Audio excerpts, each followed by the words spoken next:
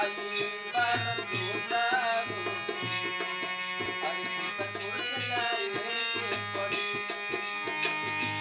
कौना माया में भुलाई बाण तोता हो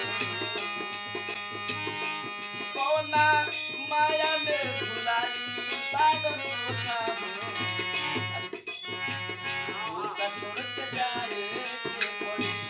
कौना माया में भुलाइल बाड़ तोता हो खोता छोड़ के जाए के पड़ी कौना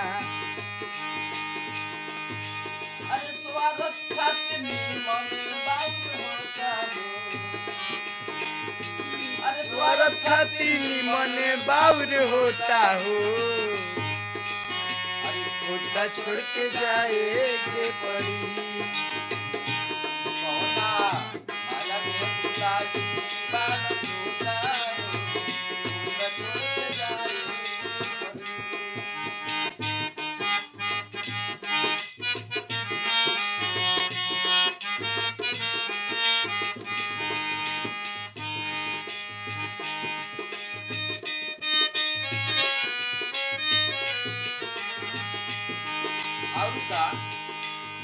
मनीष मतलबी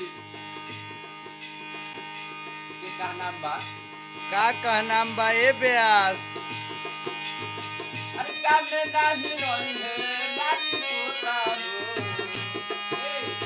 अरे काम में नाही रही है लाठी तोता हो खोता छोड़ के जाए के पड़ी माया में भुलाइल बाड़ तोता हो खोता छोड़ के जाए के पड़ी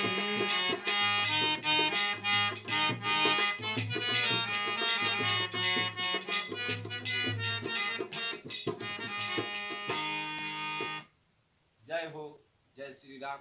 हम मनीष मतलबी तमाम भोजपुरी श्रोता से रिक्वेस्ट करे कि लोग हमार गाना सुनी।